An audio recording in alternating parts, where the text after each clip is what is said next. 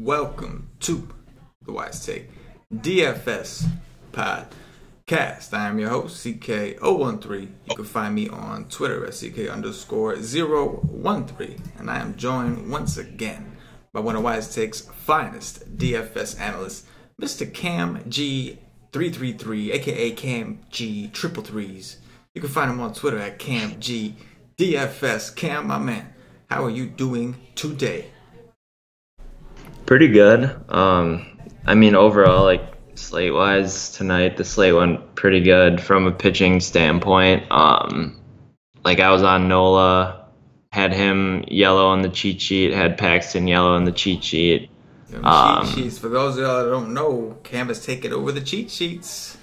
Kind of got wild in the value section at pitcher and had Urena and Wade Miley gold.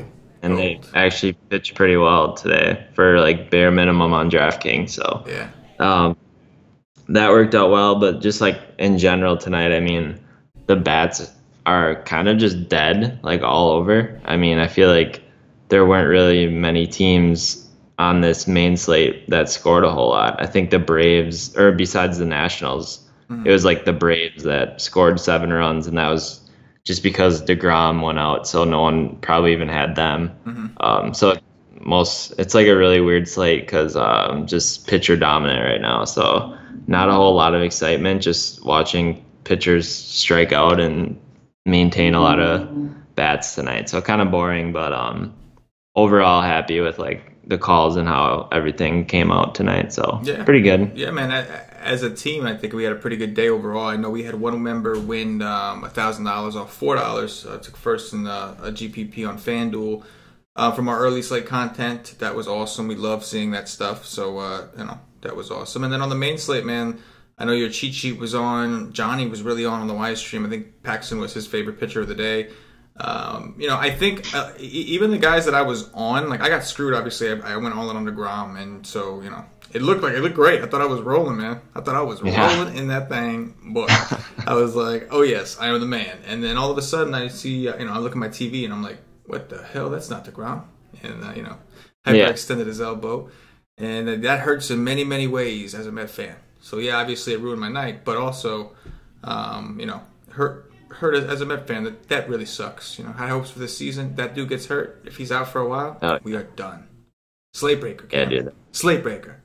Done. That's a season breaker there. Season breaker. Yes, season long slate breaker for me. But seriously, all in all, I think we were on a lot of the right stuff. Even my SP2s were all fine. It sucks, man. I had 100% DeGrom, and then I had all these other SP2s, and they all did well. I had Urena, another guy that you've been talking about. I had Newcomb against the Mets. He put up 30-something DraftKings points. I had Nola. Yeah. He put up 30-something DraftKings points, I think. I got DeGrominated. Just got DeGrominated. Yep. We'll just call that variance. Yeah, I have a lineup right now with Nola, Harper, Stanton, and Adams, and then just surrounded by zeros. Yeah, that's and I think also what it was is for me, at least for me, I'm not going to speak for you, but I think for instance, none of us were on Severino because Houston has a really good history against Severino, so none of us played Severino, and that dude went complete game. He wasn't on any of our radar. He wasn't on your cheat sheet, was he? Was Severino on there? No. It's because when you look at the statistics backing it, you just didn't seem like the right move. And what do you know? He goes complete game shutout. Oh yeah. And he was just lights out tonight. Just lights out. He was great. He really was. I watched a couple innings of that game. I just flick back and forth, and he is just on his game. There's nothing you can do about that when you have. That's the thing with aces in DFS. You can always pay up for them, and they can always just do their thing because when you're throwing 99, 100 on the black, it doesn't matter if you're facing the Astros or whoever. You're going to K whoever and go a complete game. Doesn't matter. No, doesn't matter. If he was on it. He was just in the zone, and he did his thing, man. So, it was we got a lot right, but we didn't get, the top nuts right. And, you did halfway because Paxton was one of those guys. Johnny was big on Paxton, but none of us were on Severino, and that was something that I think you just gotta try to recognize it next time. And in reality, maybe we should have had some just because we knew he was going to be low owned. We knew, it was a rough matchup for him, and like in a sense, I guess you can say he was kind of due to have a good game against those guys. Yeah, I mean Paxton so far looks like the guy tonight. So Paxton on FanDuel, Paxton was all you needed. You know what I mean? Yeah. On DraftKings, DraftKings is stupid. Paxton and Severino. Yeah. Forget about it. DraftKings is dumb because they made Paxton like 8K, which is that was dumb. Such a misprice, but yeah, unless they were playing the Marlins. yeah, unless they were playing the Marlins, true. I was deathly scared today when I played Nola. I was like, I'm gonna play Nola, and he's gonna get like just pesky Marlin. I don't even know. They were pesky. They started off the game with 2 guys getting on base right away or something like that. There was he threw 22 pitches, I think, and needed a double play to get out of the first inning. I'm like, oh shit, this is not gonna go well. I was really scared because I think I had 80% Nola, sprinkled in Paxton and sprinkled in Strasburg or something, and I was like, oh my god, this is gonna be terrible. Oh yeah. But all in all, like you said, man, there wasn't a lot of bad plays given. It was just, not enough emphasis on the elite, and mainly Severino. I mean, Paxton was definitely a great call. I know, we definitely talked him up. Anyway, let's go ahead and break this down. We were gonna just do the main slate, but there's only 4 games and it's super ugly. So we're gonna cover both slates because the first slate is actually a lot better than the main slate. So we're going to go ahead and do the whole thing and cover both. With that said, let's go ahead and start off with our first game. It's going to be Trevor Williams of the Pittsburgh Pirates visiting Jeremy Hellickson of the Washington Nationals. It has been hot in Washington, in the D.C. area. It looks like it's going to be hot again. I'm seeing 87 degrees, humidity around 39%, and I'm also seeing 10-mile-per-hour winds blowing out to center, as if that wasn't enough. We saw the Nationals. It's not just heating up in the area. The Nationals are also heating up, putting up massive amounts of runs the first 2 games. The Pirates have been trying. Cervelli hit a home run. They've been trying, but they've had death row of pitchers, man. Max Scherzer and obviously Strasburg. But now, karma kicks in, and it all gets better as they are going to see Jeremy Hellickson. What do you think? Yeah, I mean, okay, what's going on with FanDuel? So Adams 2 days ago was 2K double dongs. They raised him 400. Homers again today. 2.9 tomorrow. Come on, let's get over the 3K mark here.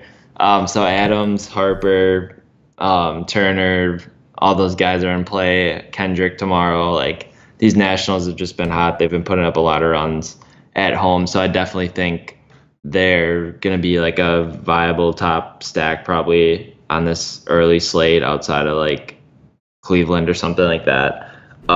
So I like the Nationals, especially now with Harper leading off. He's finally getting pitches to hit and everything. It's about time that they switched it up there and we see what he can do when he's getting actually pitches thrown in the strike zone and not just pitched around. So Harper and Adams are going to be elite plays again tomorrow, I think.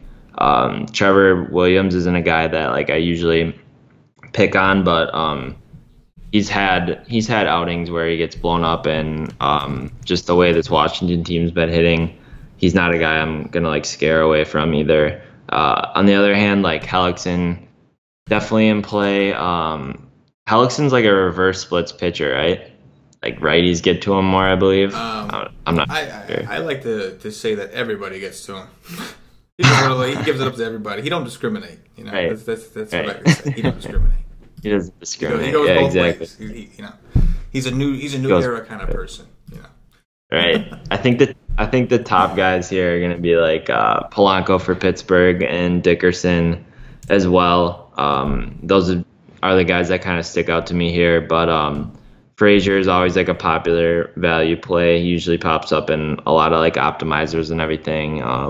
Marte, don't leave him out if you're game stacking, because if Pittsburgh goes off, he usually has a lot to do with that. And then Josh Bell as well. I like him. So this game, pretty good for the bats. I don't think you're going to really worry about pitching any of these guys on this slate here. So that's what I'm looking at.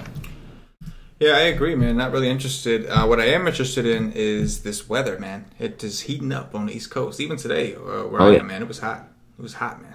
It felt good. You see it during those day games. The balls are just flying out. Oh yeah, man. Like you must be going crazy. Balls everywhere. Your favorite thing. It must be.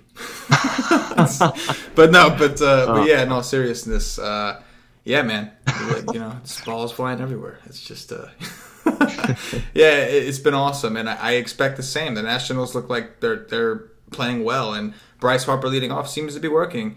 They can't really escape him, and obviously with Bryce Harper leading off, that opens things up. If whoever they bat ninth, because they haven't been batting the pitcher ninth, whoever is hitting ninth, that's working out great for that person because he's getting a ton of. And it's been Defoe, I know, but whoever it is tomorrow, it's been working out great for that person. He's getting all the best pitchers in the world. So it's like Yeah, exactly. So yeah, like I didn't really understand the move at first, but I kind of get it now. It's like you don't want to like walk him and then have to go through Adams. Like I think Adams is kind of the key. Like he's been doing so well, so now you don't want Harper on base if they're gonna have to see Adams with a guy on. You know what I'm saying? So like, it's working well as long as Matt Adams stays hot. I don't know what's before it was like you got through Trey Turner and then like someone else was up and then it was pretty much like Harper and then no one really behind him, so they just literally walk him or pitch around him, and like Harper's the guy who can get frustrated too and just swing at shit out. He don't want to walk. He's not there to walk. Right.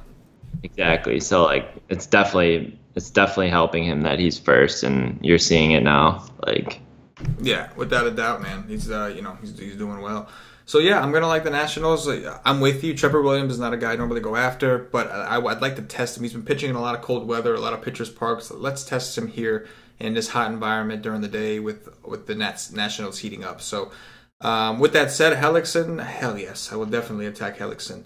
So I like both sides here. I think the Pirates have a pretty good shot at winning this game right now. I would say Trevor Williams is a better pitcher than Hellickson until Hellickson shows us otherwise. So. Yeah, I think both bats here are very viable, and we got some cheap options over on Pittsburgh. Corey Dickerson's hot, man. Corey Dickerson is hitting well. He even did well today. He got a couple clutch RBIs off Strasburg. So I do like. He's a good player. I think he just like he got in like a rut at the end of last year and never really could get out of it. Yeah. But he's a stud. He is. No, he is. He's a good player. I agree.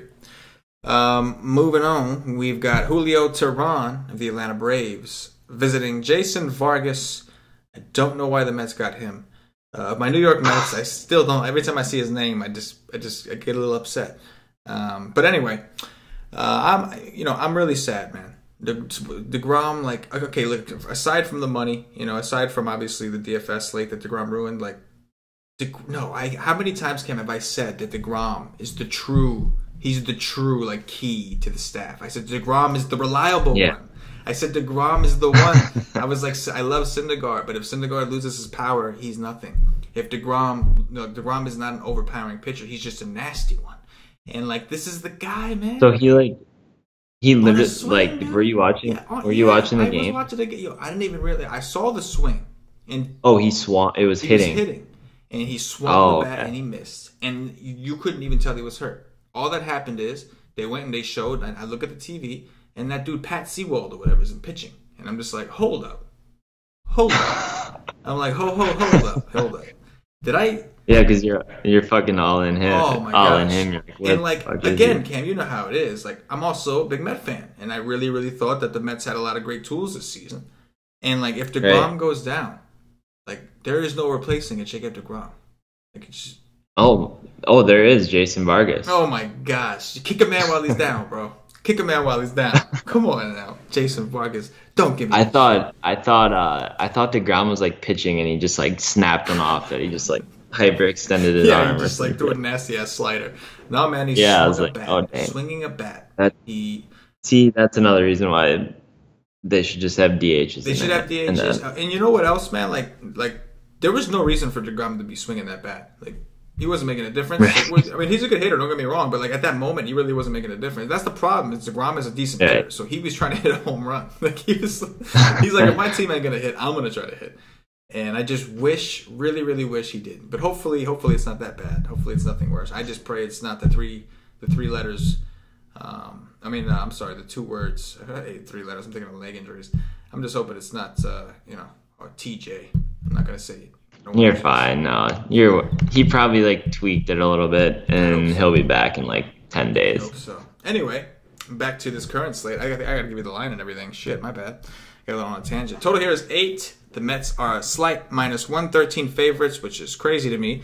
But we got 14 mile per hour winds blowing out to right field. It's going to be 87 degrees, 38% humidity, very similar to the Washington Nationals weather. So it's going to be hot, man. What are you doing? Yeah, I mean, how can't you like the Braves tomorrow? Going against Vargas, first start as a Met, gave up 9 hits, 9 earned, I believe, or something like that. Like, this guy's really old. He's probably not going to be able to go like 3 or 4 innings without getting blown up here. Against the Braves, like Ozzie Albies is just a stud. Acuna, like Freeman, Markakis, Enciarte, hopefully he's in the line. Oh, he's projected 9th. So I like all those guys. So I think definitely a 4.3 run total here for the Braves is incorrect. I think they should be projected more than that. So definitely like the Braves, especially like 1 through 5, and 1 through 3 especially would be like a main target for me. Probably one top on the slate here. And then on the other side, Teheran against the Mets. Interesting matchup. I don't know. I think you could take like a shot on the lefties here, like Conforto, Bruce, and Adrian Gonzalez. Adrian Gonzalez has been hitting the ball actually really hard. Like his hard contact numbers and everything are up early in the year so far. His fly ball percentages and everything. He's looking good. All he said, Jose Lobaton is like a BVP play of the day or something. So I'm not sure exactly what his BVP is, but he's a lefty versus Teheran, so always probably a decent spot there for him. And then you could also look at Asdrubal Cabrera. He's been hitting the ball hard as well. And then Cespedes, like you can play him versus either hand. He's been hitting the ball pretty well, I believe, as well. So just in general, I think this game is good for the bats as well. That's probably going to be a trend here. I don't know how many good pitchers are on the slate. Oh, we have a couple coming up. So yeah, I think these 2 games that we've already gone over for this slate are going to be the ones that you're going to want to look at the bats for. But I do really like the Braves tomorrow, just at first look. I completely agree with everything you said, man. I like the bats. I'm not interested in Tehran here. Mets don't strike out a ton against righties. I know that rookie came in and the prospect came in there and did his thing against the Mets, but that guy was a top prospect. I don't think Julio Tehran is quite there. And the Mets know him. They've seen him a ton of times. They got a lot of scouting reports on him. And we know he struggles against lefties, and the Mets do have a lot of lefties. Yeah, Lobaton, man. Lobaton does have some amazing BVP. Check this out. I mean, like as a Met fan, I've watched this dude, and I've just been like, I'm just okay. This is not. No, we're not sticking with. No, this is not happening. Like, go get Romuto. Go get somebody. You know what I mean? But anyway, on this particular day, maybe for this particular matchup, it might work. 7 for 23 with 2 home runs. Only 4 strikeouts in those 23 at-bats. He's got a 431 WOBA, 304 average.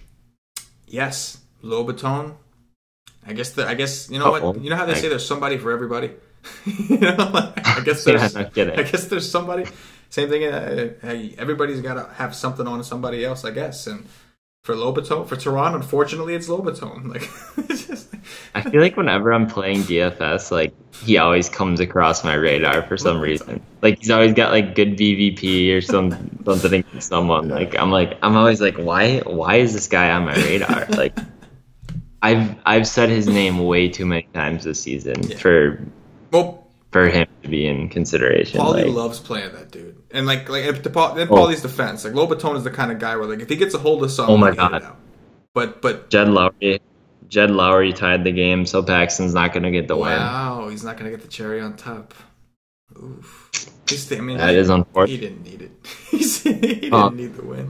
Those poor guys who played Paxton are going to get. They're only going to get 70s on FanDuel. That sucks. Oh, that's the terrible thing. Only a 70. Yeah. only a 70. But yeah, man, I like these Mets bats, and more so, I do like the Braves bats. I think you're right. I really like these guys against Vargas, and also the Mets bullpen, which has been a little stretched out because of how bad the starters have been. Obviously, they come in early again today, so You're missing. Is Swarzak still down too? I think so. Is he out? I believe he's still out. But Dude, that dude was a stud for the Brewers last year. oh yeah, Crew. Yeah. We're not talking about the Brewers, Cam. We're talking about the Mets, okay? Just kidding. Yeah, but he's on the Mets, dude. Ozzy Albies, Ronald Acuna, Matata. Kurt Suzuki's in a great spot. I like him here. If Johan Camargo gets to play a little bit, I like that kid. They very rarely play him. They pitch hit. They let him come in the game today. He had a home run as soon as he came in. And I'll take Freddie Freeman against this dude. I don't give a damn if it's lefty. Take Freddie against anybody. Oh yeah. But you make a good point with Cespedes though, man. He definitely seems to be seeing things better. Like he had a little thumb scare, but then he missed a game or two, and he looks good. He's not. They showed a stat, right? And like he had in the first 25 games, he had struck out X amount of time. It was something in the double digits, something crazy. And then over his last 5 games, he had only struck out once. It was he's seeing the ball better. He's definitely seeing the ball. He was the only Met that was hitting today. He was the only Met that was getting hits.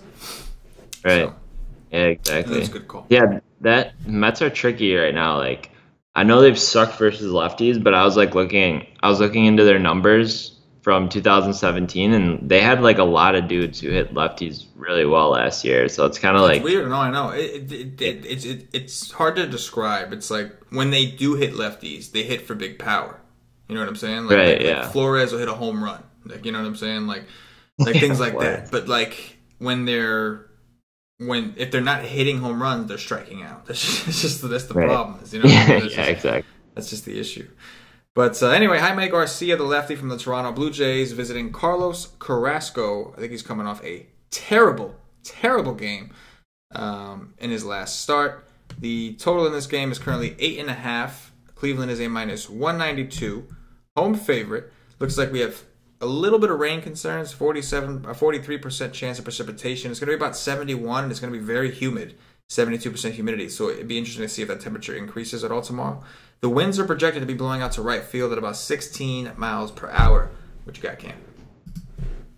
Yeah, so did he leave with injury or something? Like an oblique or something like that? Did I read that the other day? Was that? I don't remember. What was that? I thought Carrasco. I don't know. Maybe not. Maybe he just got pulled early. But he got his ass kicked. I'll tell you. I think he was hurt, but he got his ass kicked though. No, you're right. I'm pretty sure that he had some. They said afterwards he had some kind of injury. I think it was one of those tiny things though, where it was just his pride, because he's scheduled to make a start. He got shellacked, dude. Seattle gave him the ass whooping. They just whooped his ass. Yeah, I don't. Yeah, I'll have to look into him tomorrow. I'm not really familiar if he was injured or like you said. No, I think you're right. They did diagnose that. They said he was injured because he's got one of them tags by his name. Yeah, so you're injured. Right. He's injured. Yeah, exactly. Yeah, when you have those guys when they have blisters and then they go out the next outing and pitch just fine. Yeah, exactly. So Tyler Anderson did, bro. Tyler Anderson, I pitched him against Miami. He left after the first inning because he had shortness of breath and something else. I pitched him again today. He had 9 Ks against the Cubs. It's you know what I mean? Oh, I did. I heard about that today. Yeah, he woke up he went out there and had shortness of breath or some shit, and he just was he DeGrommed me. That's what he did. Dude, you've had bad luck with pitchers the last 2 weeks. Holy crap! I've had some pretty bad. It sucks, man. It's been I've been so on it, and yet I've always had one guy screw me in a way that there's no recovery from. Right? If I have a hitter who gives me that sounds really bad. It's bad. There's no coming back from the type of ways. You've always had one guy who's just screwed you in a way where you can't recover. I can't even look at the mirror after something like that happens. You know what I'm saying? That's tough, man. It is tough. It is, man. It's not easy. It's not easy being me, man. Yeah, but I'm gonna have to look into Carrasco tomorrow. I'm interested to see why he got shelled, because for the most part this year he's been pretty dominant. His strikeout stuff has been down. He hasn't been striking out nearly as many guys as he did last year, but kind of using that in a way to his advantage where he's kind of just pitching better in general.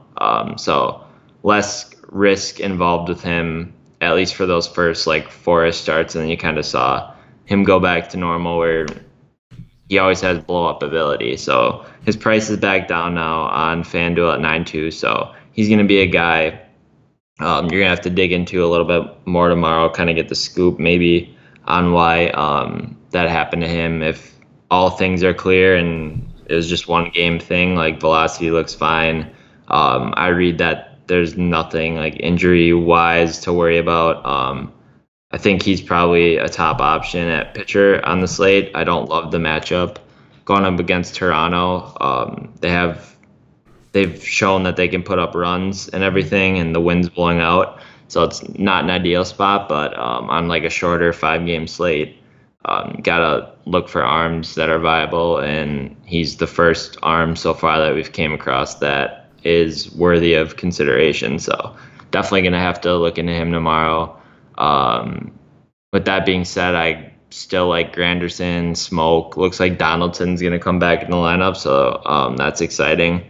This lineup's been missing his bat for quite some time, so I always like to play Donaldson. He's probably one of the guys I play most frequently. And then Teoscar Hernandez is always in play for me. He's just, his like hard contact numbers and everything are just off the charts. So I always play guys like that, regardless of matchup, just because there's something to be said for that. And then Jaime going up against Cleveland. They absolutely put it on Toronto today. I don't know. I don't know if I really want to go Cleveland. I'll have to look into it, this matchup a little bit more. But at first glance, for me, it's kind of like I usually like taking Cleveland when they're facing righties, not a left-handed pitcher. So it's just not like the best spot here for Cleveland. Obviously, like Edwin is in a good spot versus a lefty, and Lindor can switch hit, Jose Ramirez can switch hit, but like kind of neutralizes Kipnis, Brantley, Alonso a little bit here. So it's more ideal for me to attack a right-handed pitcher with Cleveland than lefties, but still a consideration, just not like my favorite. Would rather have them versus a righty here. Yeah, no, I totally understand. I agree. Cleveland is definitely a lot better against righties. They obviously beat up Matt Moore. I wrote in the article they were like my second favorite. Boston and Cleveland were my two favorite stacks in the early slate, and it was because it was Matt Moore. It's a little bit of a different circumstance. I will say that Jaime Garcia his contact numbers are concerning. 11% soft contact rate, 43.8% hard contact rate. His swinging strike rate about 8.7, nothing special. So that's a little concerning, but it's still a little different. Like you said, Cam, they haven't really had too many big games against this guy, and he's more of a ground ball pitcher when he's on. So he's not like a huge K guy, but he's a guy that has the ability to get some Ks. His strikeout percentage is actually up right now, so he's in a little bit of a weird place. And his numbers show that he could be due for some positive regression at some point, despite the even with the high K numbers. Like his home run fly ball ratio is crazy high right now. What I do like, though, is this is a really good hitting environment. So I do want to dig in, keep track of the weather. I'm worried about rain here, obviously. But I definitely want to look into the weather, because if it warms up a little bit, the humidity is there. So we could see the ball carry a little bit and give a big boost to these guys. But I do anticipate Cleveland to be pretty popular after what some of these guys just did to Matt Moore, Kipnis, and E5, obviously hitting 3 home runs. So I'm with you. I'm kind of on the fence with Cleveland. I'm going to have to dig into that tomorrow. I am willing to go back to Carrasco, even though the last time I played him, he burned me. Obviously, I don't want to play him if there's going to have some weather concern. If there's going to be rain, I don't really want to play him. I'm going to be a little worried about him getting pulled. But he's pitched really well against Toronto. He has not pitched against them often. Pitched against them once last year. Pitched against them once the year before. But his numbers were pretty epic. In 2016, which is 2 years ago, means nothing, but he had 14 Ks. But then last year, 7 Ks, 7 innings, only gave up 3 hits. So we know that Toronto does struggle with certain pitches, primarily the slider. And they've still continued to struggle against that pitch this year. That's the reason I pitched that Minnesota kid against them today. So does the kid throw a slider? Yes? Okay, I'm going to play him against Toronto. And I'm going to keep doing that until... right. It's a check mark. And I'm going to keep doing that until they prove me otherwise. So... I'm curious to see if people go there or not at his high price. Like on DraftKings, he's in the 12. So very curious to see if people try to avoid him. And if you can get him at low ownership, he does have a lot of upside. Obviously, Nelson what's that? Nelson Cruz with the golden sombrero tonight. 4 strikeouts. Wow. Bases loaded. Hashtag variance. Oh. Moving on to the next game, we got Masahiro Tanaka of Paulie D's New York Yankees visiting Lance McCullers of the Houston Astros. Total here is 8.5. Houston -137, home favorite. What are you doing with Paulie D's boys? Yeah, this is interesting. Probably like 2 of the better offenses on the slates and 2 of probably the better pitching options as well here on this particular slate. So it's going to be interesting to see where people want to go here, because I definitely think you'll probably have to get exposure to either one side or the other just with how the slate's looking. I think Tanaka's an okay play here. Going up against Houston, they just haven't really been like the same team that I've been scared of, especially last year. They haven't really put it all together yet, so I think you can still kind of attack them with pitchers. We just saw Severino go a complete game. Obviously, I don't think Tanaka's as talented as Severino is, but still has good ability to like pitch within the strike zone and everything. I don't think he's walking as many guys this year as he has in the past. Yeah, about 2 a game. So, and he's been limiting the home run for the most part, only giving up like 1. And he's been able to kind of limit that to like 1 or 2 run shots, I think. So it's kind of helping him out on these big outings. So I don't mind him here. It's obviously going to be kind of uncomfortable, but on a smaller slate, like, he's probably a top 2 or 3 pitching option, I would think. On the other hand, like, you have McCullers here going up against New York. We've seen the upside New York's presented pitchers this series especially, and then when you pair that with McCullers, I definitely think he has upside as well in this spot. Would have to look at like how McCullers has done against the Yankees in the past, but I believe he's probably pitched well versus them, if I can remember, in the playoffs. But I do like McCullers tomorrow in this spot. He's shown that they've been willing to throw him on a high pitch count, like 100 to 96, 100 pitches. So should be able to pitch a good amount of innings tomorrow, 7, 6, 6, 7 in his last 4. So I do like that.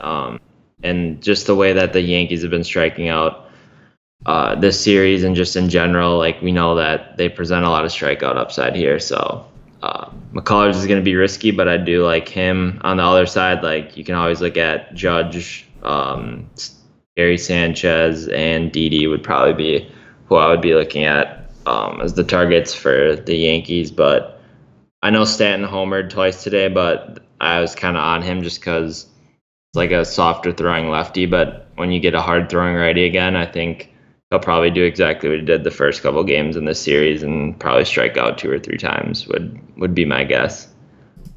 Yeah, man. I think that both these pitchers are viable. They both have really solid swinging strike rates. Looks like so far this season, Tanaka's is at 14.3. And then McCullers right behind him at 14.1. So I definitely think both pitchers are viable. I know the matchups are scary on both sides. And because of that, I do think that you can take a chance on some of these guys too. Both guys, they don't have like crazy high hard contact rates, but both have hard contact rates well above 30%. And these are obviously 2 very potent offenses. The other thing I want to pay attention here is if they open up this roof in Houston. It's projected to be 84 degrees with 61% humidity. There's winds supposed to blow out 15 miles per hour. I'm pretty sure a lot of that wind gets negated in Houston. I'm not positive on that, but the stadium build, I don't think the wind's as big of a deal. Either way, the humidity and the temperature is not something you can really hide from. So if they open up this roof, I think that we can take a chance on some of the bats. But either way, and I do think that both pitchers are certainly in play. Like I could see this kind of going either way. You know what I'm saying? Like, I know it's kind of it's one of those games where it's like, because like these are 2 good pitchers that are pitching well this season. However, these are 2 very potent offenses. So it's like you don't want to waste the names. Like you want to do something here. There's a lot of good players on every angle. These are two good pitchers. These are two really good lineups. So it's like it's hard to just like pick one thing and say I'm just going to play Tanaka and the Yankees and I'm not going to play anybody from Houston. It's like you can kind of see all the different angles, and that's why we kind of preach doing multiple lineups so you can cover all these kind of bases.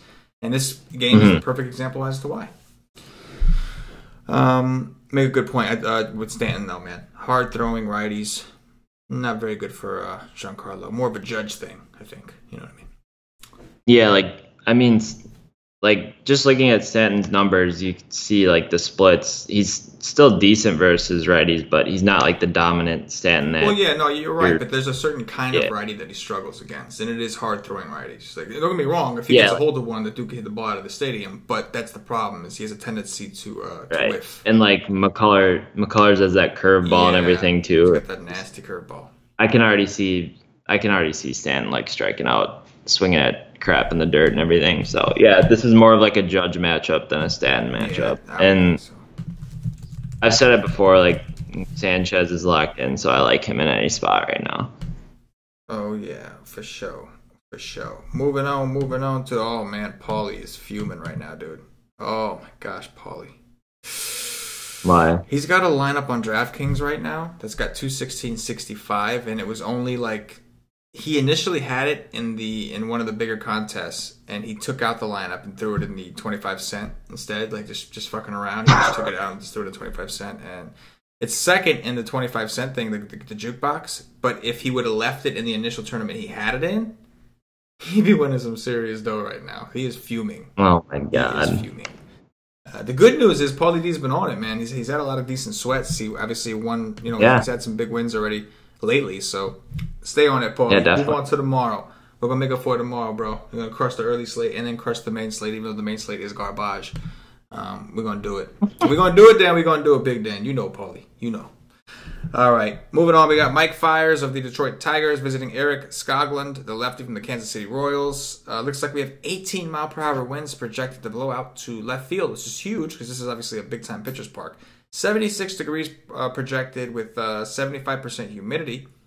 Interesting, warm and humid. We like that. And 18-mile-per-hour winds. What do you got here, Cam? Yeah, this is interesting. I wonder if Miggy's going to be back tomorrow. He's missed like the past couple games, but this like Tigers team is a team that I've kind of liked playing to begin the season with. They're kind of like a sneaky team that kind of can score a lot of runs. They seem to like have the ability to put up like 10 to 12 consistently. Going up against the Royals, Skoglund, not really too concerned with the matchup here. So I definitely would be willing to play some Tigers. The only thing that sucks with the Tigers is like the price has kind of caught up to them here. So I'd still do like Martin. I like Candelario. Hopefully Miggy's in the lineup. If Miggy's in the lineup, that'll definitely take a dip in this like game for me for the Tigers in general. But do like Castellanos as well. I think Jacoby Jones is viable. So I like those guys in this spot. And then on the other side, going against Fiers, definitely interesting with those 15-mile-per-hour or 18-mile-per-hour winds blowing out to left here with Fiers on the hill. Guy who, kind of off the top of my head right now, I'm not looking at anything, but believe he's an extreme fly ball pitcher, gives up a lot of hard contact as well. So you can pretty much look at a lot of these guys like Moustakas, Sal Perez, Duda, Soler, probably the power guys definitely want to look at tomorrow here for Kansas City, but always like Whit Merrifield as well. And then if you need like a cheap punt play, Chesler Cuthbert definitely could be like a viable punt play because I've seen him have a couple games that are worthy at that price. So don't love the guy, but definitely in consideration when he's facing Fiers with the wind blowing out. Is he worthy though, Cam? I don't know. Just kidding. I want bats from this game. I'm not trying to mess around with Fiers. I mean, I know he's cheap, but I'm just not trying to do it. The Royals just not a ton of upside attacking the Royals. Chris Sale. And so I think I lean towards the Royals bats, and I really like the Detroit bats, man. Eric Skoglund or whatever. I think Paulie was telling me that he's supposed to be some kind of prospect. This dude's been ass. He did well in his last game, he did, but he's just been terrible. His swinging strike rate is, I think, in the sevens or something like that, 7.6%. His xFIP is 4.75, which is obviously a lot better than a 6.23 ERA, but it's still not great.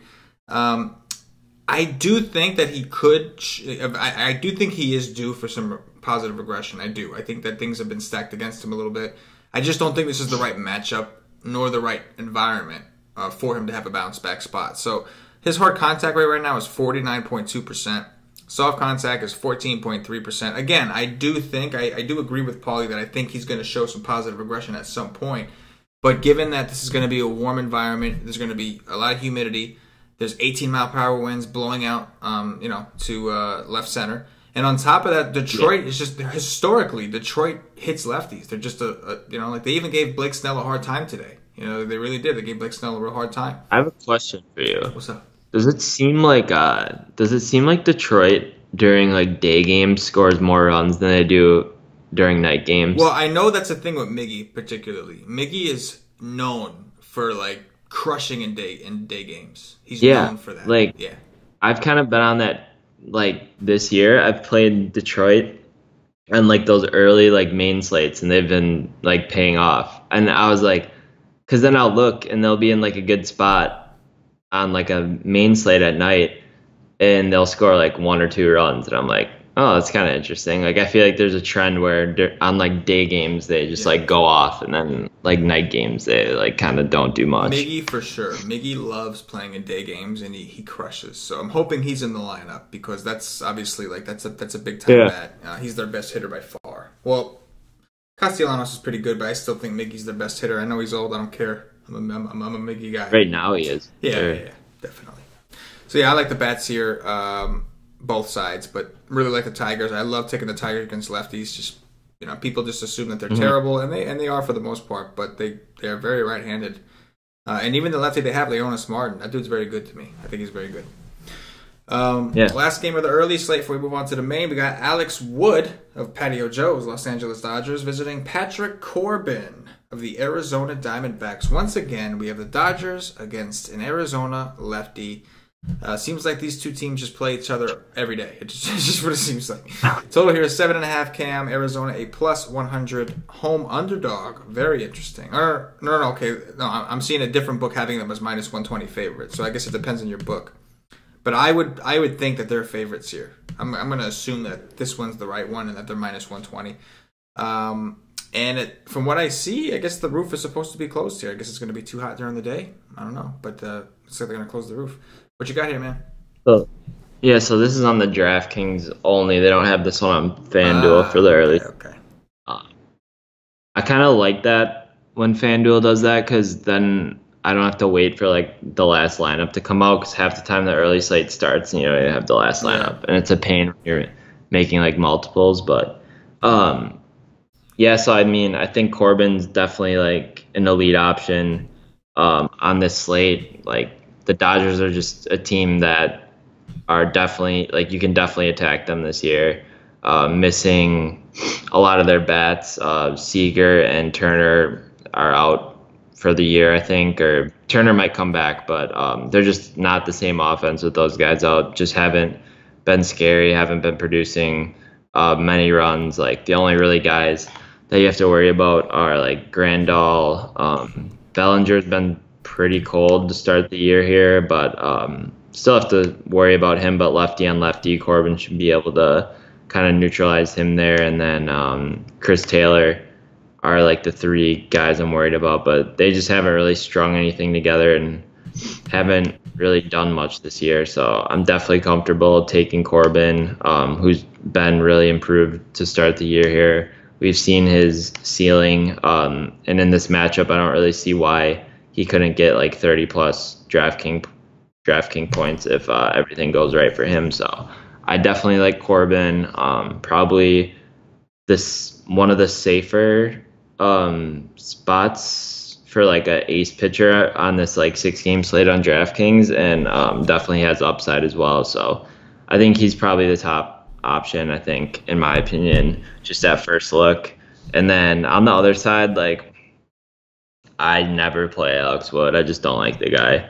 I think last year was kind of fluky how well he was doing for those first like X amount of games. And we've seen him kind of come back to earth. Like, sure, he can have spot starts where he's successful, but I think over the course of the year, if you play him consistently, you're going to lose a lot of money just because I don't think he's that great of a pitcher. I think 8.2K is probably too much. I would rather just pay for Tanaka or McCullers or whatever in that mid-tier area. So not going to be playing any of these, or not going to be playing Wood. And then definitely like a lefty versus Arizona. Again, you can take a look at Ahmed, Goldschmidt, Pollock, Owings, Marrero. Yeah, all those guys are in play tomorrow. So Corbin, though, for me, is probably the top option on this early slate. Yeah, first look, he's the guy that stands out. He's got the history against the Dodgers. Earlier this season, just destroyed them. We know the Dodgers are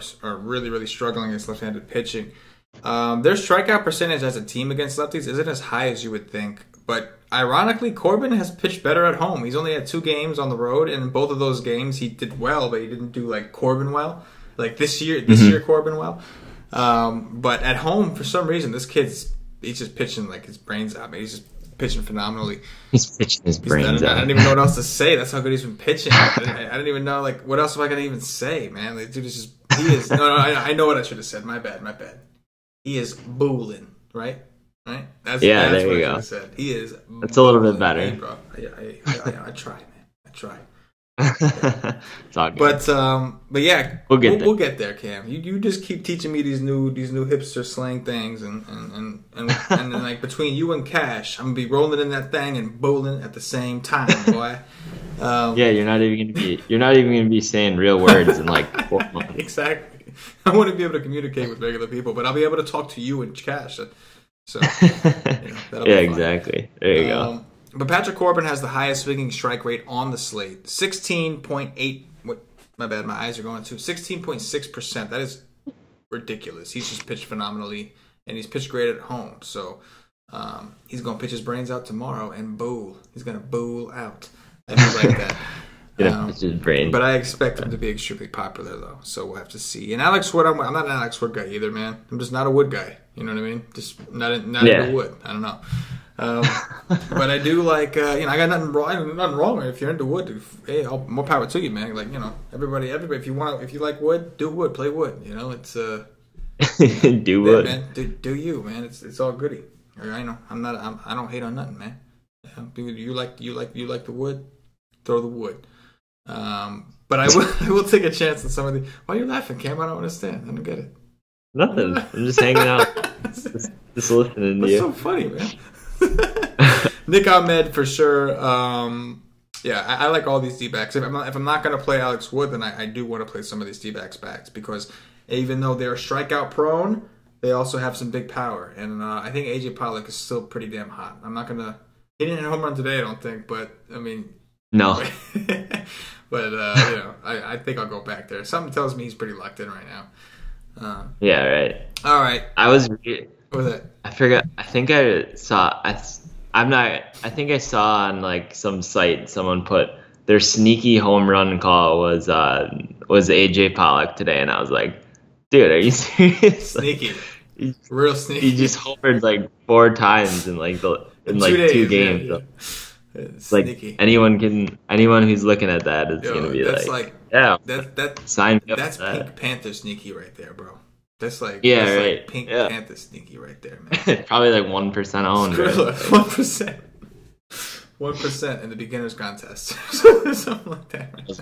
That was wild. Yeah, so definitely he's locked in. Definitely like Arizona tomorrow. Yeah, and that's a hot take right there. AJ Pollock is locked in. Yeah. This main slate blows, dude. Man. The main slate is really bad. It is really, really bad. But let's get it over with. First up, we got David Price, the lefty from the Boston Red Sox, visiting Mike Minor, the lefty from the Texas Rangers. Looks like some possible light rain. Temperatures about 82 degrees, 62% out in Arlington, which is nice. 62% humidity, I should say, out in Arlington, which seems nice to me. Total here is 9.5, and Texas is a plus 125 home underdog. What you got? Yeah. So like if I remember correctly, a couple slates ago, I was looking into Minor, and I was actually thinking about playing him. I forgot what the matchup was, but yeah, I don't think he's a terrible pitcher, but just going up against the Red Sox, like Mookie's just been absolutely insane. He's been hitting his brains out, as you would say. And JD Martinez for pitchers, Cam. When you say it for hitters, it's just not cool. It just loses its appeal. Yeah, all of a sudden, it just sounds weird when you say it for a hitter. Like hitting your brains out, that's way too violent, man. Way too violent. I messed up. You really did. You really dropped the ball on that one, man. We'll pan to you. I'll go mute for the rest of the show. Let me do the analogies, okay? Just leave them to me, Bueller, okay? I'll just talk. You can say all the cool slang. So yeah, I'm not gonna pitch Minor, but I do have respect for him, like as a pitcher. But like Mookie has just been insane. And then JD definitely with the history versus lefties. I think those two on this small slate are gonna be super popular, but definitely are elite options here against the lefty. For the team as a whole, though, I don't think I have like a whole lot of interest in like a Boston stack here. I think I would just go maybe like one-offs with Mookie or JD, or kind of like a mini stack with those two guys. But for the most part, respect Minor to kind of stay away from a majority of these Boston bats. And then with the other side, like Price, I don't think I get to Price here either versus Texas. Like Texas is strikeout prone. I'd have to look at their numbers. I don't really have numbers in front of me right now, but they've started to kind of swing the bat a little bit better here in the last couple games. But the thing that is concerning in this matchup right now, they're projected 1, 2, 3, 4, 5 lefties in their lineup against Price, but Price just hasn't been the same since his first start. I think it says like he's dealing with elbow inflammation. Came back, kind of got roughed up in his outing. So yeah, like 2 home runs given up, 8 hits, 4 walks, which is really concerning. Yeah, so I don't think I'm gonna even get close to pitching Price tomorrow, unless if there's like absolutely no one on the slate. But maybe like you could take a couple bats for Texas, but I just don't really like the lefty on lefty for some of these power guys that are really intriguing for Texas. It kind of sucks. Yeah, I think that oh man, the pitching is really bad. And then in the one game where like you might look at a couple pitchers, you're not crazy about it, but you might look at it. It's projected for 62% rain. So it's like I just looked at the other games. Yeah, it's rough, man. It really is rough. 4-game slate, not a ton of pitching options. Price will be one of the most popular guys on the board just because there's nobody else. Like at DraftKings, Manaea and him are just going to be like, there's nobody else. Like, I mean, I don't know. David Price, though. Hey, what you got? Chris Tillman last outing looked phenomenal. Oh my God! Don't even get me started on that POS. Hashtag variance. But yeah, well, this is one of those things. Like you know what they call this, Cam? They call this having to be open-minded. You know what I'm saying? Like it's like a millennial thing, I think, right? You guys always talk about being open-minded, right? Well, I think we got to be open-minded on this slate. Don't clump me into that category. I'm not in it. Come on now, Bullet. What happened? What happened? Cam's an old soul who uses children language like Bullet. I think I'm like 2 or 3 years above the millennial group. Like I don't do half the crap I see on the internet. Those people doing. Well, the fact that you know what they are doing concerns me. Tell me, what is it that they're doing? I'm just kidding. I don't want to know. I don't want to know. Eating Tide Pods, like those little squares that you put in to wash your clothes. People like eat those. Why? And like alcohol. They drink booze with like Tide Pods. They like jump off roofs and shit at parties. Like I don't do any. I've never Now, done are any these of that stuff. millennials or are they meth heads? Oh, There's a difference. no, There's a difference. these are just like the millennials. Yeah, these are just like the millennials, dude. Like, That's wild, man. I don't Man. Yeah, that's some crazy stuff. I missed that stuff by like a year or two. I graduated like perfect time to miss eating laundry detergent. Wow. That's Yeah, wow. That's strange. it's unfortunate. Oh, that's unfortunate. Yeah, I don't believe you. I just can't. It's just something that I'm gonna have to see because I'll send you a video after the show's done. I'll shoot you a text. Shoot me a text. Give me a text. That sounds good. You're not going to be able to sleep. You're All right, gonna you know what? be like, I'm not sleeping as is. I can't afford to see something that's not going to make me. I'm already not sleeping. So you know what? Don't send me the text. Don't send me the text, okay? I'll just take your word for it, and we'll move right along. I'm already See, I grew up sleeping. with like crackheads, meth heads, and all that kind of stuff. So it's like that's a whole different thing. It's like because there's an explanation for it. If a dude jump off a roof, oh, he was on crack. Like, but Yeah, people jump yeah. off a roof for no reason. People take a Tide Pods like for no reason. That's strange to me. That is very very strange.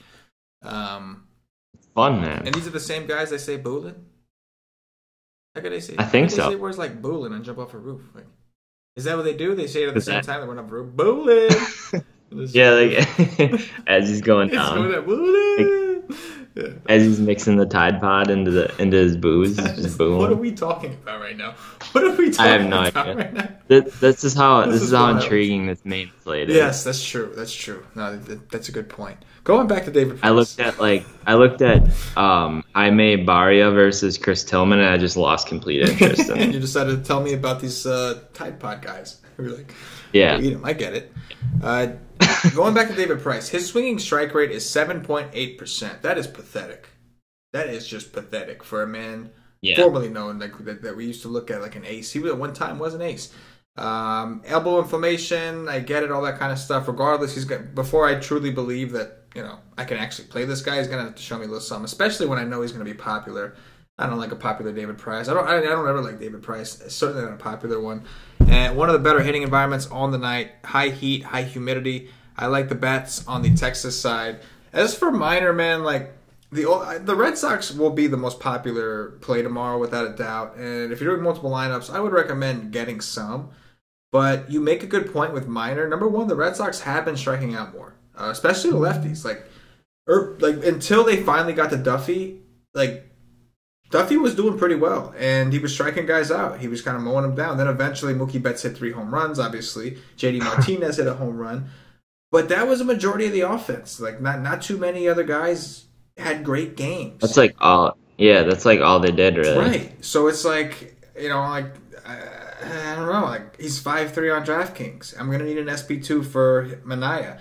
If I can go to Odorizzi or Lopez, who we'll talk about next, if the weather's not bad, then sure, maybe I'll consider one of those guys and not have to worry about it. Just freely take the Red Sox and not even worry. But if I can't play those guys because there's rain in that game and that game might get postponed, whatever the case is, it's going to be down to Price, Manaea, Mike Minor, Chris Tillman, and Jaime Barria.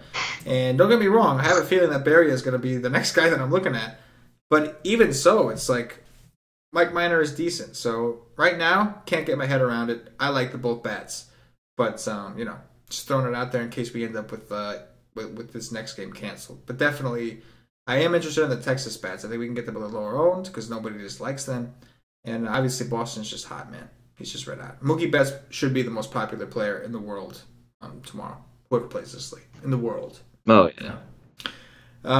Next up, we got Jake Odorizzi, the Minnesota Twins, visiting Ronaldo Lopez of the Chicago White Sox. This is the game we were talking about. 57 degrees, 62% chance of rain, 93% humidity, 10-mile-per-hour winds blowing in from center. I'm hoping that the rain kind of goes away. We'll see. You'll have to follow the weatherman and all that good stuff at ysake.com. We will keep you covered, of course, on the Y stream. But we're going to have to monitor the situation because these are actually two of the better pitchers on the slate when looking at the other options. Total here is 9, Chicago minus 102. They're actually an underdog at minus 102. What do you got here, man? Yeah, I mean, after kind of looking at this whole slate, I mean, these two pitchers are probably like going to come in as like some of the top options. Like Odorizzi going up against the White Sox, like on a bigger slate, I would never pitch him, but on a small slate, when you have like a lot of these guys that are like 4K, I mean, you kind of have to look at these guys as options. Going up against the White Sox, there is some strikeout upside here with a lot of guys that aren't super scary in the lineup. So, I mean, wind blowing in, that helps. Kind of cooler, 57 degrees, like definitely is some of the best pitching conditions on the slate. It is the best pitching conditions on the slate. So I think I'll have interest in Odorizzi and Reynaldo Lopez. Probably, I'd hate to say it, but probably a little bit more in Lopez just in general because he's flashed more of like a ceiling. So if you're looking at like GPP tournaments, I would definitely take a look at Lopez just because he has that strikeout ability with some of the pitches that he has in his arsenal. So I like him a little bit more. I would favor him a little bit over Odorizzi. At the same time, like I'm still going to look at Jose Abreu here. I think Moncada got scratched or left the game, so I doubt he plays, which is probably a boost for Odorizzi. Really, I'm only going to look at Abreu, maybe like a Matt Davidson, and like that's probably about it for the White Sox. And then on the other side, yeah, if they're missing Sano, it's even a better spot for Lopez here. Obviously, some dangerous hitters like Rosario, Kepler, Logan Morrison, and Brian Dozier.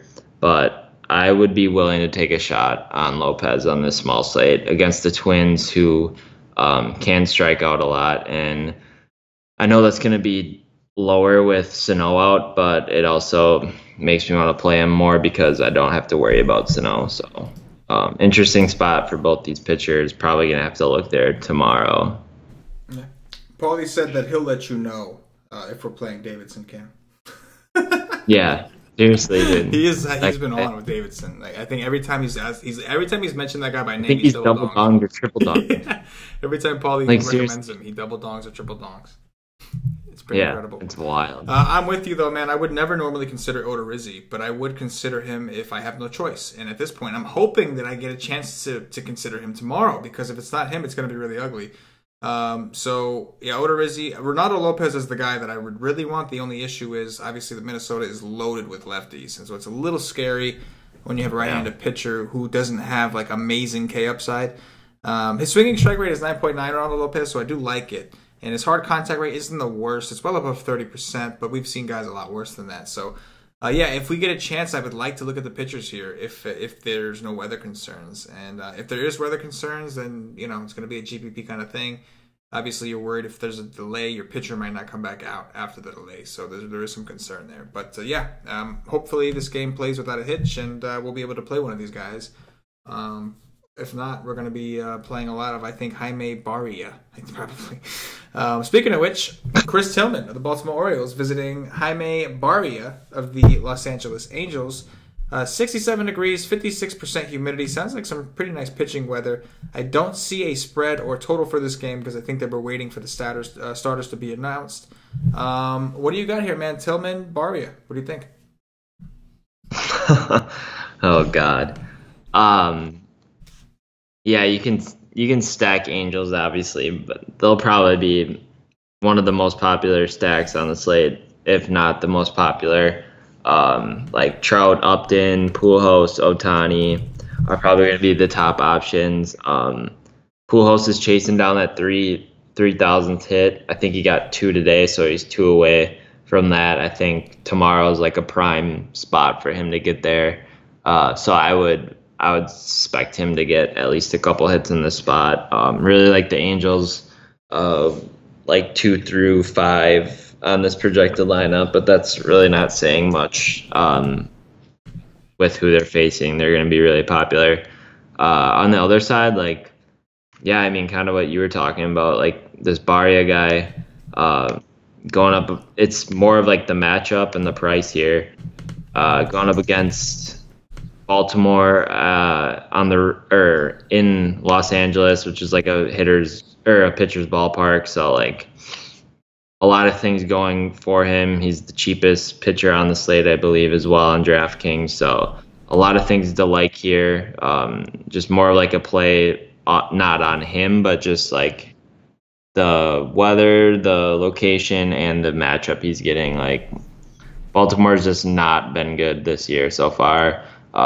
Striking out one of the league's best strikeout rates versus righties. So there is a little bit more upside here for Barria. I don't think he goes out in like K's 10, but probably could get like 5 or 6, maybe even 7 if he's able to go a little bit longer here.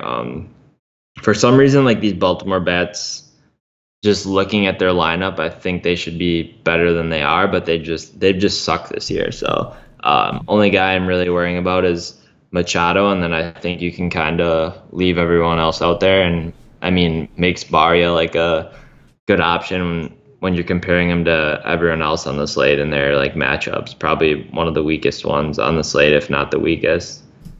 Yeah, man, I agree. Baltimore's been bad, very bad offensively. And aside from Machado obviously playing for this is his contract year, so he's playing out of his mind right now. He's bowling, but I was waiting for you. But yeah, as far as Barria, like from what I've seen, I haven't seen much from this kid. He pitched decent against Texas. He put up like 16 DraftKings points in 5 innings. If he was going to do that here, I'd love that. At 4K, please, like you're doing backflips. But realistically, playing a 4K pitcher on DraftKings, you really only need to, like, what are you looking for, 8, 9? And like, what did you expect? He's priced to be a hitter. So it's like, I could consider it for sure, better pitching environment, like you said. And if that other game is going to have weather concerns, like I said, I really don't want to go to price. So I'm going to have to look for somebody. This is a little off topic. It's not either of these guys, but guess who has the highest swinging strike rate on this 4-game slate? Him? No. I said it's not either of these guys. Oh. It's off topic, but.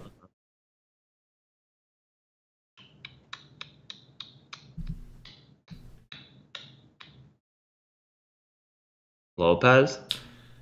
It's actually Mike Minor. Mike Minor has the highest swinging strike rate on this slate. It's not that high. I mean, it's high, but like it's not like, in the early slate, like we talked about Patrick Corbin at 16%. Mike Minor's is actually 12.3%. The next closest is Manaea at 11.4%. Just thought I'd drop that a little bit on Islands. I thought it was interesting. I came across it. But going back to the topic, yeah, Jaime I can consider. Tillman, no thank you. I think I would rather take. I can't play Tillman.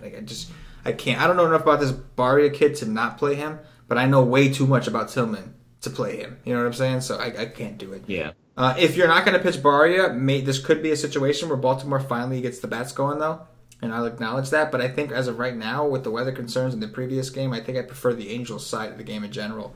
But I agree, Cam. I think the Angels should be pretty popular. Moving on to the last game here. Last game of the slate, last game of the day. Mark, we got Sean Manaea, the lefty from the Oakland Athletics, visiting Wade LeBlanc, lefty from the Seattle Mariners, brother of Matt LeBlanc from Friends. That's not true. I made that up. Total here is 8. Seattle is a plus 120 home underdog. Cam just looked at me like, what the hell is Friends? And he tries to tell me he's not a millennial. Just because you're not smoking Tide or something and jumping off of roofs doesn't mean you're not, Cam. That's true. I mean, I've seen Friends on like Netflix, but I've never watched it before. Yeah, I mean, Manaea is going to be the elite option on this slate. Looking at everyone else, no one even compares. Just plug him in your lineups and figure out what else to do.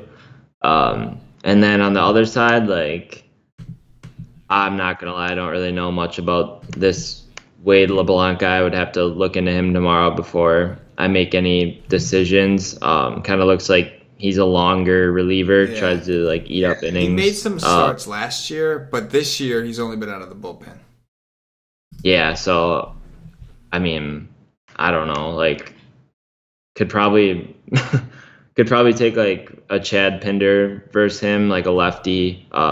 Chris Davis, Chapman, Mark Kana. I like Pinder and Kana versus lefties. They seem to hit lefties really well this year and kind of get overlooked on almost every slate. So I would look to kind of get those two in your lineups, and they're cheaper, which allows you to kind of pay for Manaea, and if you want to get like those Angels bets in there, I kind of like that right now at first look. But I think it's pretty easy. Like Manaea in a big ballpark in Seattle, like 69 degrees.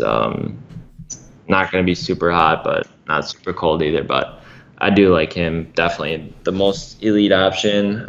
Going up against the Mariners, not obviously an ideal spot, but when you're comparing it to everything else, I think it is. Yeah, I agree, man. It's not the greatest matchup in the world, not the greatest price in the world, but we don't have many options on this 4-game slate here. So I think we do. I think I'm with you. I think Manaea seems like the best play on the slate from both a floor standpoint and an upside standpoint.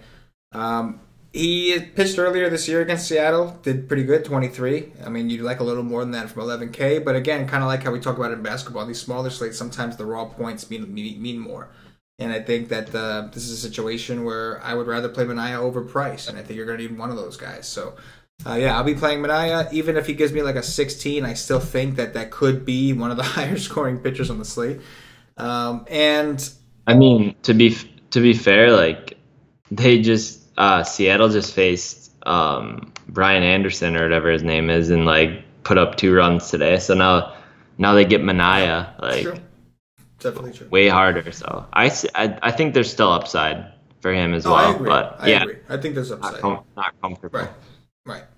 And Wade LeBlanc. I mean, the Angels have been pretty. I know they struck out like 17 times or 150 times to Paxton today, but they've actually been pretty good against lefties. Like they were able to hit Chris Sale, they were able to hit David Price, they were able to hit like a lot of quote unquote decent lefties. Chris Sale obviously is very good, but so yeah, against Wade LeBlanc, a guy without a ton of K upside, like very very different from James Paxton. I expect the A's to be able to hit a little bit here. I like Chad Pinder in tournaments, but do not play the man in cash because the minute a righty comes in, that dude gets pitch hit for every time. So tournament play, absolutely. Chad Pinder is definitely pretty good against lefties, but unless there's an injury somewhere, don't play him in cash because the minute the bullpen comes in and he's a righty, he always gets pitch hit for. But yeah, I think the A's bats are in play. All right, that's going to do it for the Wise Take game-by-game breakdown, double slate style. At this time, I'm going to remind you guys, if you haven't already checked this out at wisestake.com, I do not know what you are waiting for. Another double slate tomorrow. Perfect day to check us out and buy a day pass. $2.50 gets you access for the entire day. We have Cam doing his cheat sheets for us. I'll be doing an early slate article. Cash and DFS will make we'll do his article for the main slate. Johnny the Greek's going to do a cash game article for both. It's a really great time to come hang out with us. We also got NBA going on. That's obviously separate. But $2.50, if you're listening to this show, you obviously play baseball DFS. Come see what it's all about. You get access to our chat. You get access to the Wise stream, which will be for the main slate, where we actually do a live stream like this after we've done our research. And we're just a community, man. We're here just trying to get everybody to learn. We're trying to make everybody better. We want to be one of the best DFS communities out there. And it starts with our members. Our members have to win. They have to learn. They have to get better. And come see what we're all about. $2.50 all it costs for 1 day of access to MLB content. There's 2 slates, so you're getting a little bonus there. Come see what it's all about. Again, we had somebody this morning read the early slate articles, and they won themselves a cool $1,000 off $4. $4 when it cooled down. We've won a lot of people. Yeah, that was sick. It was sick. We've won a lot of people a lot of money this year. We've had all kinds of 50,000, 20,000, 10,000. We've won. The nation has won so much money, it's ridiculous. So come rock with us. Come see what it's all about. And, I think you will like what you see. Anyway, with that said, Cam, we're going to do some top threes and we're going to get the F up out of here. So we're just going to do like anybody. I'm not going to limit you to this 4-game slate because we'll be here all day thinking. So early slate counts as well. We're going to do top 3 pitchers, top 3 stacks, and then we'll do Don Watch. So top 3 pitchers, Cam, from all day. I'm assuming that we're just going to stick to this early slate because the late one sucks. And plus we have the Y stream anyway, so we can always fill them in on the Y stream with who we land on. We're going to have to do it on the Y stream tomorrow. So we'll just cover the early slate for now. Top 3s. Yeah, for me, it's going to be Corbin, McCullers, and Manaea be the top options throughout the day. There you go. I will go with Corbin. I will go with Carrasco. Obviously, you're not going to play them together, but I do think Carrasco is interesting. And I'm not going to go to that late game. I'm going to stick in this early game. And I'm going to go, I'm going to throw a dart on McCullers. top 3 stacks. My bad, I blanked out for a second. You blanked out. I said I blanked out. Just like thinking, I was like, what was I doing? Like, I was like, what the hell was I even doing right now? Top 3 stacks. Washington, Atlanta, and let me look at this last slate here.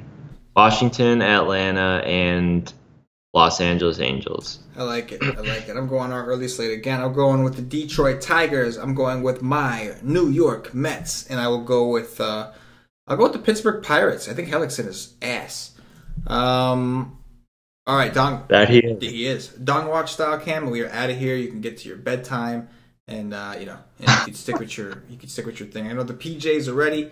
I know you got the super. I'm an early riser, dude. I wake up at you got the Superman PJs in the bed waiting for you. I know. He's got the onesie. He's got the Superman onesie. It's over on his bed waiting. His girlfriend laid it out for him, so he's ready. No, I actually have them on right now, like underneath. And then like right after we hang up the call, I just pull them up. So like that's what's nice about the video is like you can wear like whatever the hell you want underneath, but I'm just fronting right now with like the Under Armour t-shirt. Yeah, Under Armour t-shirt of DraftKings. He's got the Superman onesie underneath. From like the bottom down is Superman onesie. It's like yeah, exactly. I love it, Cam. You are the man. You are truly the man. So where are we at? Infield, outfield, and utility. Let's just keep it rolling with Fat Adams. Fat Adams. I love it. Fat Adams. I love it. I'm going to go to Yoenis Cespedes. All right. So, Matt Adams too, first base and outfield eligibility. So that's just a veteran. Wild card. That was a veteran move right there. That was. Now you can pretty much play whoever you want still. Like that was good. That was really good. Yeah. See, I'm getting good at this now. You better watch out. I'm just gonna take all the dongs. I'm just gonna take all the dongs. Cam loves dongs. There's gonna be dongs all over the place. I love taking dongs. Otani. Oh yeah, I like that call. Interesting. I will go with give me C-Dick. Corey Dickerson. Some C-Dick action. God, we talk way too much about like dong and dick and shit. I'm just saying guys' names, bro. I ain't doing that wrong where I am, man.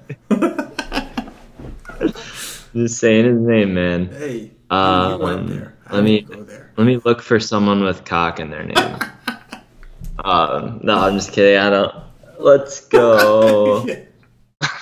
It's your fault. Let's go. Let's go. Paul Goldschmidt. Goldilocks. I will go with how many people did I pick? 1? 2. I picked 2? Cespedes and Dick. Oh, now I got to pick an infielder. Oh, okay. I kind of quartered myself. Then I guess I will go with James McCann, man. McCann ain't done shit this year, but we know he's supposed to match lefties. I'll go with James McCann. All right. We got through it, Cam. We made it. Hour and 20 minutes in, but we made it. 2 slates. The last slate was terrible. It was painful, but we made it. So, if you're watching on YouTube, please click that thumbs up, that like button, subscribe to the channel. We are growing. You want to get notified whenever we're doing some cool-ass video. If you're watching on Facebook, please like and share to support the Wise Take Nation. If you're watching us on Twitter, give us a retweet, give us a like. Tell your friends about us. We're on Twitch as well. Pretty awesome. Go check us out. Twitch.tv/WiseTake. And then, of course, if you're listening on Podbean or iTunes, give us some 5-star reviews. Bump us up those charts. All these things, man, they really help us out. We wouldn't be asking you to do it every single show if it didn't really mean a lot to us. So it really, really helps us out. It keeps us going, and it allows us to keep doing these shows for free for you guys. So hook it up. Cam, anything in closing for the nation? I don't know. Looking at these slates, I would favor the early one. So I think if you're going to play tomorrow, try and get most of your action in on the early slate, and then maybe like have some fun on that main slate. Throw like a couple GPP darts out there, but doesn't look like much of like a cash game slate in my opinion. So that'll be more of like a GPP have fun kind of day. And then just live to play another day. Friday should be a big slate. So today's kind of like the Thursday off in a way, and get ready for Friday because you're gonna be busting butt for like 10 hours researching a 14, 15 game slate, which is always fun. So. Oh yeah. Yeah, agreed. I definitely think you want to get most of your action on the early slate 100% tomorrow. So get on it, nation. Don't miss out. Make sure you get those entries in. And, yeah, do the thing. So we got to get out of here. We got to let Cam. He's got warm milk waiting for him to help him go to sleep. He's got his binky on his nightstand.